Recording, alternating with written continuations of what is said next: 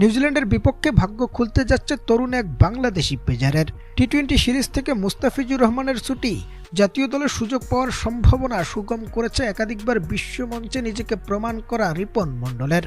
প্রদর্শক পাকিস্তান সুপার লিগে মোট 6 জন বাংলাদেশি ক্রিকেটার ডাক পেলেও বিসিবি তাদের এনওসি দিয়েছে 12 এপ্রিল পর্যন্ত, যেখানে 17 এপ্রিল নিউজিল্যান্ডের বিপক্ষে ওডিআই সিরিজকে কেন্দ্র করে এই সময়সীমা বেঁধে দিয়েছে ক্রিকেট বোর্ড।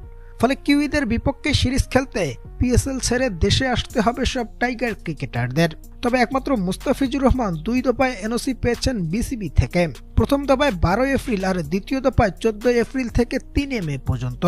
অর্থাৎ ওয়ানডে সিরিজে তিনি খেললেও টি-20 সিরিজে তাকে রাখেনি বাংলাদেশ ক্রিকেট বোর্ড। এ সময় মুস্তাফিজ আবারও ফিরে যাবেন পিএসএল-এ।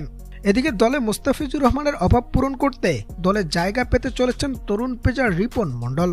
সবশেষ এশিয়া কাপ রাইজিং স্টার ও বিপিএল-এর মতো আসরে নিজেকে প্রমাণ করেছেন তিনি। মুস্তাফিজের পর পেস বিভাগের বড় তারকা হওয়ার সব সম্ভাবনাও যে উকি দিচ্ছে তার সামনেই। ফলে গণমাধ্যমের খবর, নিউজিল্যান্ডের বিপক্ষে টি-20 সিরিজে মুস্তাফিজের বিকল্প হিসেবে তাকে দলে ডাকতে পারে বিসিবি।